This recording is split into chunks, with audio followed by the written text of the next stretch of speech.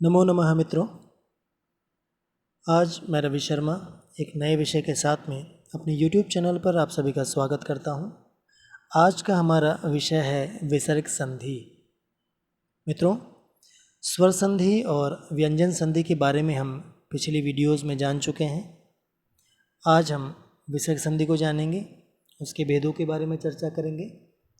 प्रारंभ करने से पहले हम एक बार फिर से संधि के भेदों पर दृष्टिपात करेंगे कि संधि को कितने भागों में बांटा गया है। हमने बताया था कि संधि को 3 भागों में बांटा गया है, वो है स्वर संधि, व्यंजन संधि और विसर्ग संधि। परिभाषा भी हमने जानी थी, एक बार फिर देख लेंगे कि जिस संधि में स्वर के स्थान पर ही परिवर्तन होता है उसे हम स्वर संधि कहते हैं। जिस संधि में व्यंजन के स्थान पर परिवर्तन होता है उसे व्यंजन संधि कहते हैं, और जिस संधि में विसर्ग के स्थान पर परिवर्तन होगा उसे हम विसर्ग संधि कहेंगे। विसर्ग संधि की परिभाषा को एक बार और देखेंगे हम, जो कि इस प्रकार है कि यस्मिन् संधौ विसर्गस्य स्थाने परिवर्तनं भवति सह विसर्ग संधि कथ्यते। अर्थात जिस संधि में विसर्ग के स्थान पर परिवर्तन होता है उसे हम विसर्ग संधि कहते हैं। कहने का तात्पर्य यह है कि यदि विसर्ग से पहले या बाद में कोई भी स्वर वर्ण या व्यंजन वर्ण क्यों ना हो, लेकिन परिवर्तन हमेशा विसर्ग के स्थान पर ही होगा, उसे हम विसर्ग संधि कहेंगे। विसर्ग संधि के भेद देखेंगे कि विसर्ग संधि को कितने भागों में बांटा गया है। तो विसर्ग संधि को हम 4 भागों में बांटते हैं। उनका नाम इस प्रकार है: सत्व संधि, ऋत्व संधि, उत्व संधि और विसर्ग लोप संधि। सत्व का तात्पर्य है विसर्ग के स्थान पर जहाँ स होता है। ऋत्व का तात्पर्य होता है विसर्ग के स्थान पर र हो जाना। उत्व का मतलब है विसर्ग के स्थान पर उ होगा, और विसर्ग लोप का मतलब है विसर्ग का लोप हो जाना। विसर्ग लोप का तात्पर्य है विसर्ग दिखाई नहीं देगा, संधि होने के पश्चात विसर्ग का लोप हो जाएगा, वो गायब हो जाएगा, इनविजिबल जिसे हम कहते हैं। तो आइए हम क्रमशः इन चारों संधियों का अध्ययन इस वीडियो के माध्यम से करेंगे। तो चलते हैं पहले सत्व संधि की ओर। सत्व संधि के नियम इस प्रकार है कि विसर्गस्य परे यदा खरवर्णाः अर्थात वर्गस्य प्रथमः द्वितीयः वर्णः श श स भवेत् तदा विसर्गस्य स्थाने सत्व अर्थात स आदेशः भवति। हिंदी में जानेंगे कि विसर्ग के बाद यदि खर वर्ण हो। अब खर वर्ण में कौन कौन से वर्ण आते हैं कि प्रत्येक वर्ग का प्रथम द्वितीय वर्ण अर्थात क वर्ग का का ख, च वर्ग का च छ, ये पहला और दूसरा वर्ण है प्रत्येक वर्ग का, और तीनों प्रकार के श। यदि इनमें से कोई वर्ण हो तो विसर्ग के स्थान पर हम स कर देते हैं। दूसरा नियम कहता है कि यदा विसर्गस्य परे श श स एते वर्णा भवेत् तदा सत्वं विकल्पेन भवति। इसमें कहा जा रहा है कि यदि विसर्ग के बाद में तीनों स में से कोई भी स हो तो जो विसर्ग के स्थान पर हम सत्व करने वाले हैं वो विकल्प से होगा। विकल्प का तात्पर्य ऑप्शनल, आप करते हैं तब भी ठीक है, आप नहीं करते हैं तब भी गलत नहीं होगा। तीसरा नियम है इकार परस्य विसर्गस्य परे। इकार परस्य विसर्ग का तात्पर्य यदि ई के बाद विसर्ग हो, विसर्ग से पहले छोटा ई हो और उसके बाद क ख प फ इन चारों वर्णों में से कोई वर्ण हो तो विसर्ग के स्थान पर हमेशा श कर देंगे, अर्थात मूर्धन्य शकार हम करेंगे। चौथा नियम है नमः तथा पुरः एतयोः पदयोः परे क ख प फ वर्णाः भवेत् तदा विसर्गस्य स्थाने स आदेशः भवति।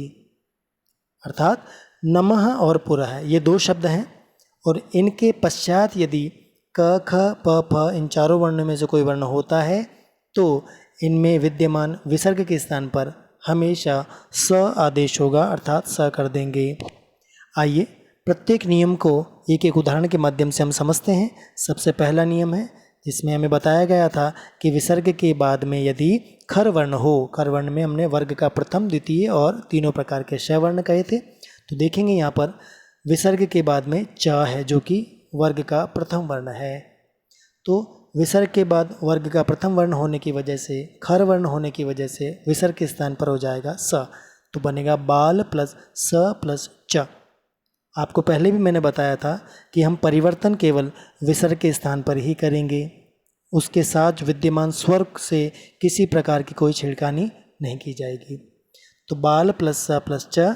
अब श्चुत्व संधि के नियम के अनुसार यदि स के बाद में चवर्ग का कोई वर्ण हो या श हो तो स के स्थान पर भी श आदेश हो जाता है। तो ये श्चुत्व संधि है, तो वो भी यहाँ लागू होगी। तो बनेगा बाल प्लस श प्लस च, मिलाएंगे बालश्च। दूसरा नियम का उदाहरण है कि निह प्लस संदेह है। यदि बाद में विसर्ग के स में से कोई भी स हो, तीनों में से, तो विसर्ग के स्थान पर स हम करेंगे विकल्प से। तो निह विसर्ग है, उसके बाद स है, तो विसर्ग के स्थान पर स किया हमने, तो नि प्लस स प्लस संदेह। अब यदि हम इस संधि को करते हैं तो बनेगा निस्संदेह, और यदि हम ये नहीं करते हैं तो बनेगा निसंदेह। ये था विकल्प का ऑप्शन। आइए तीसरे नियम का उदाहरण हम देखते हैं। निहि प्लस फलम। यहाँ कहा गया है कि यदि विसर्ग के बाद क ख प फ में से कोई वर्ण हो तो विसर्ग के स्थान पर श कर देते हैं। तो देखिएगा यहाँ विसर्ग के बाद में फ है, तो विसर्ग के स्थान पर हमने कर दिया श, तो बना नि प्लस श प्लस फलम, और बनाएंगे तो निष्फलम। और चौथे नियम का उदाहरण है नमः प्लस कारः। वहाँ बताया हमने नमः और पुरः शब्द के बाद में यदि क ख प फ में से कोई हो तो विसर्ग के स्थान पर हम स कर देते हैं। तो यहाँ देख रहे हैं आप नमः के बाद में क है, तो विसर्ग के स्थान पर हमने किया स, तो बना नम प्लस स प्लस कारः, और मिलाएंगे बन जाएगा नमस्कारः। आइए इनके कुछ अन्य उदाहरण हम देखते हैं, जो कि इस प्रकार है। बालः तरति। विसर्ग के स्थान पर स करेंगे, बनेगा बालस्तरति। निः प्लस चलः। विसर्ग के स्थान पर स किया तो बना निस प्लस चलः, और श्चुत्व संधि करके बन जाएगा निश्चलः। धनुः प्लस टंकारः। धनु के विसर्ग के स्थान पर हम स करेंगे तो धनुष प्लस टंकारः। चूँकि बाद में ट है तो स के स्थान पर श हो जाएगा, मूर्धन्य शकार हो जाएगा श्चुत्व संधि के नियमानुसार, तो बनेगा धनुष टंकारः। गुरुः प्लस साक्षात। विसर्ग के बाद स है इसलिए विकल्प से होगा, तो यदि करेंगे तो बनेगा गुरु साक्षात, और नहीं करेंगे तो बनेगा गुरु साक्षात। दुह प्लस कर्मः। अभी आप देख रहे हैं कि विसर्ग के बाद में क है तो इसलिए यहाँ पर श हो जाएगा, तो बनेगा दुष्कर्मः। इसी प्रकार विसर्ग के बाद प आने पर इसके स्थान पर भी श मूर्धन्य शकार होगा, तो बनेगा निष्पापम। और पुरः शब्द के बाद क आया इसलिए यहाँ पर स होगा, बनेगा पुरस्कारः। तो ये थी हमारी सत्व संधि। अब हम चलते हैं ऋतु संधि की ओर, जिसके नियम इस प्रकार हैं।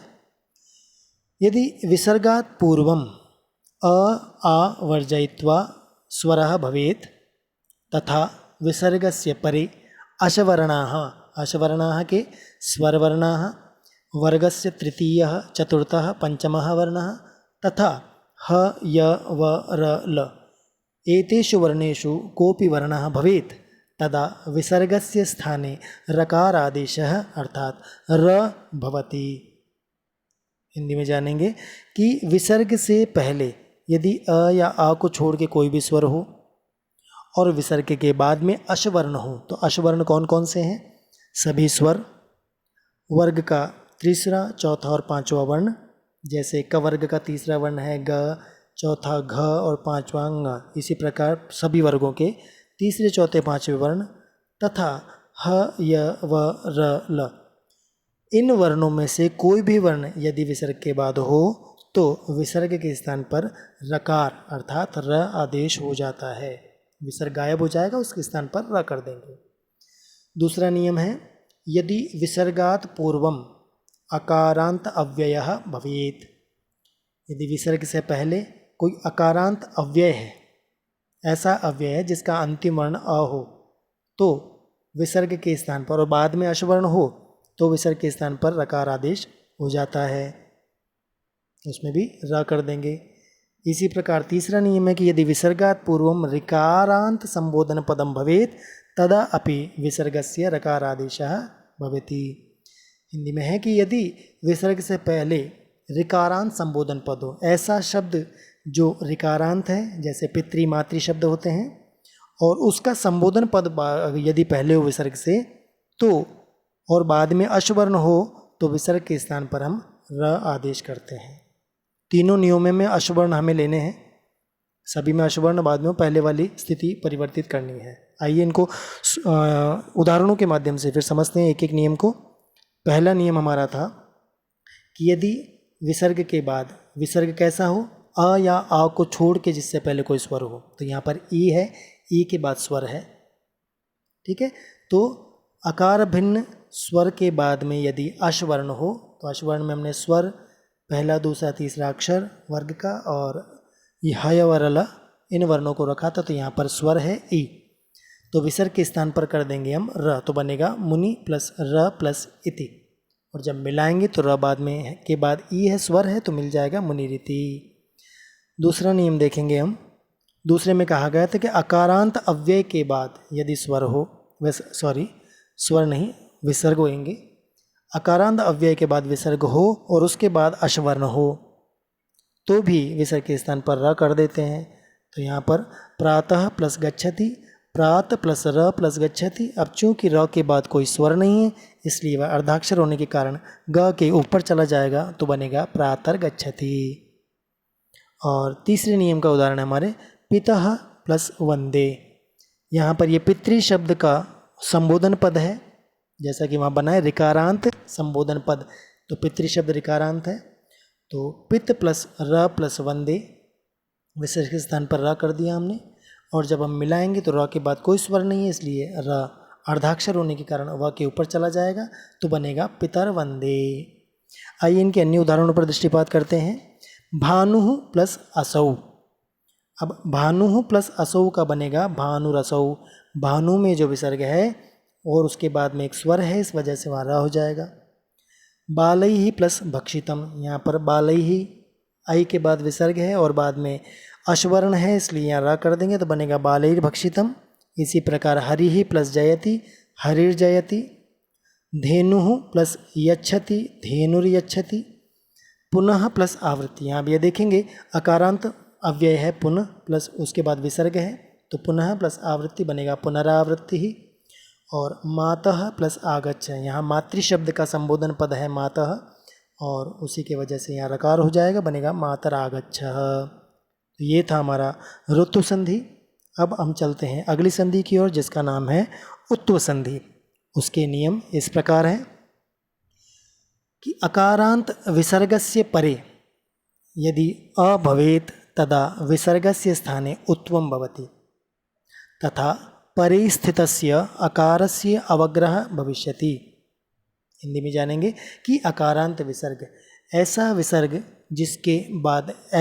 जिससे पहले अ हो और जिसके बाद में भी अ हो, तो ऐसे विसर्ग को उ हो जाता है, और जो विसर्ग के बाद में अविद्यमान है उसके स्थान पर अवग्रह कर देंगे। अवग्रह आप देख सकते हैं, अवग्रह का चिन्ह ब्रैकेट में अर्थात कोष्टक में लिखा गया है, जो कि अंग्रेजी भाषा के एस के समान दिखाई देता है, तो वो कर दिया जाएगा। चूँकि उत्तु संधि करने के बाद दो संधियाँ और लागू होती हैं।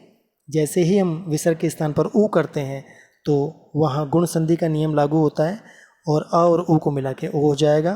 और गुण संधि करने के पश्चात यहाँ पर पूर्व रूप संधि का नियम लागू होता है, जिसके अंतर्गत बाद वाले अ को अवग्रह कर देते हैं। हम उदाहरणों के माध्यम से और इनको समझेंगे। दूसरा नियम देखेंगे, अकारांत विसर्गस्य अर्थात ऐसा विसर्ग जिससे पहले अ है। परे यदि हषवर्णाः अर्थात वर्गस्य तृतीयः चतुर्थः पंचमः वर्णः और ह य व र ल एतेः वर्णाः भवेत् तदा विसर्गस्य स्थाने उत्वम भवति।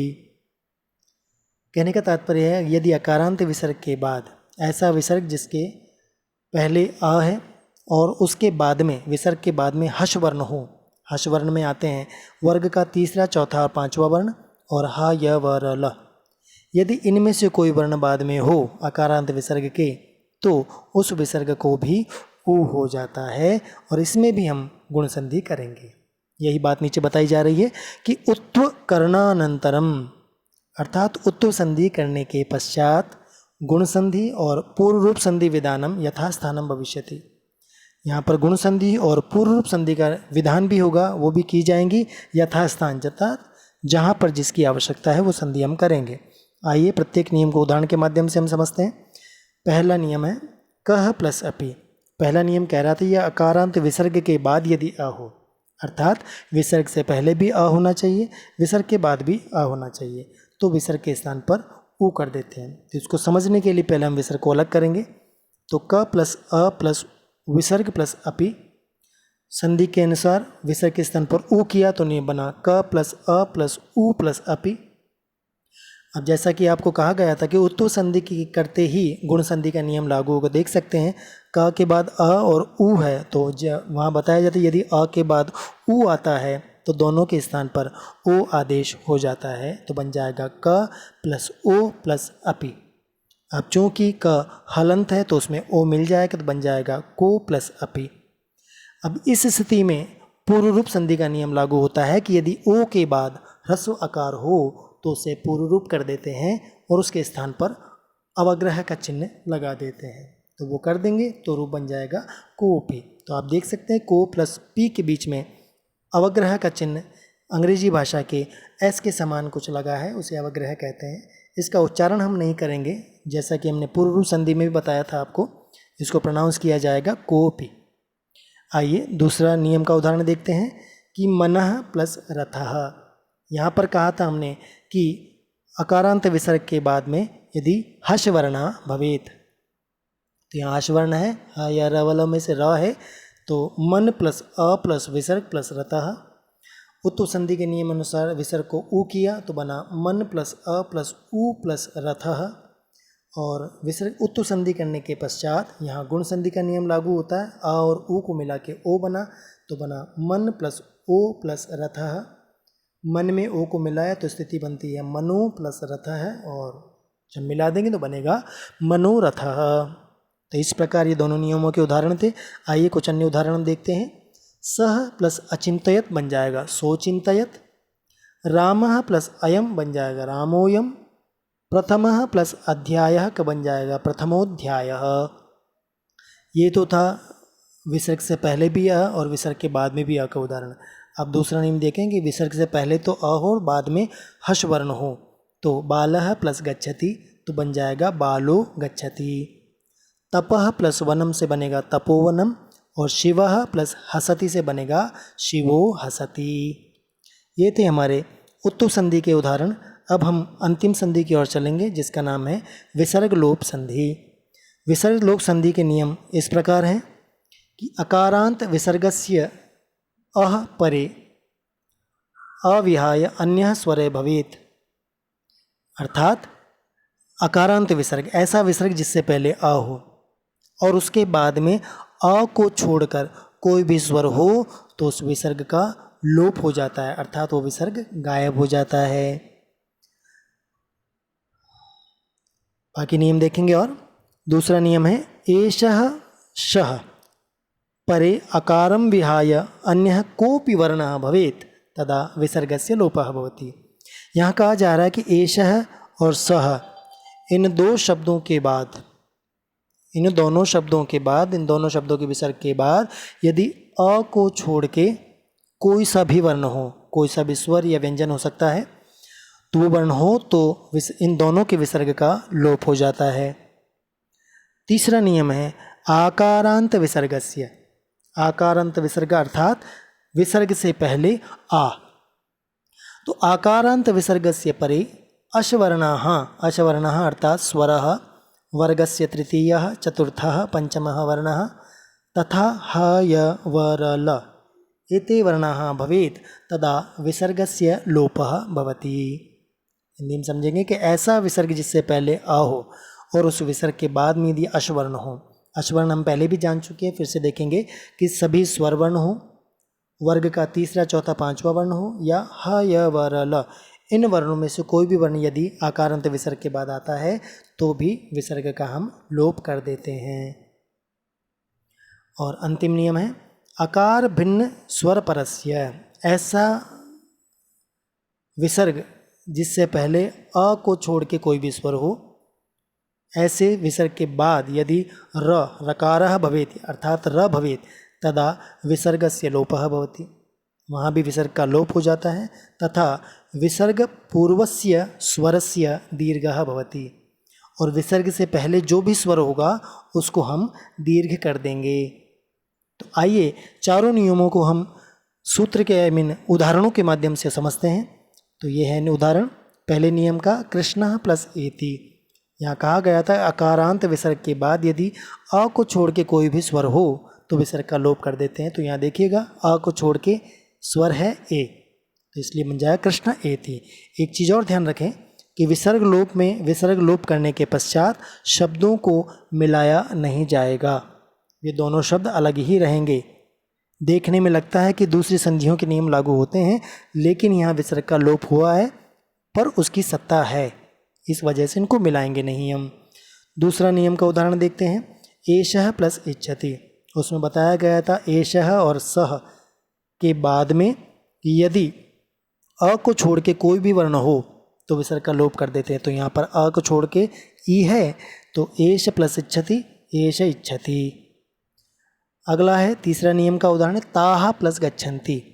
यहाँ कहा गया था कि आकारांत विसर्ग के बाद यदि अश्वर्णः भवेत्, तो अश्वर्ण में वर्ग का तीसरा वर्ण ग आता है, तो यहाँ अकारांत विसर्ग है, क्योंकि विसर्ग से पहले आ है तो विसर्ग का लोप होगा, बन जाएगा ता गच्छन्ति। और अंतिम कवि ही प्लस रचयति। यहाँ कहा गया था कि अकार भिन्न स्वर के बाद में यदि र आता है, ऐसा विसर्ग जिससे पहले अ को छोड़ के कोई भी स्वर हो, तो यहाँ पर ई है, और उसके बाद में यदि र हो तो विसर्ग का लोप करते हैं, और विसर्ग से पहले जो स्वर होगा उसे हम दीर्घ कर देंगे, जैसा कि हमने किया है। तो कवि में विसर्ग से पहले ई था तो हमने दीर्घ कर दिया, बना कवि रचयति। ये चारों नियमों के उदाहरण थे। आइए कुछ अन्य उदाहरणों के माध्यम से और समझेंगे हम।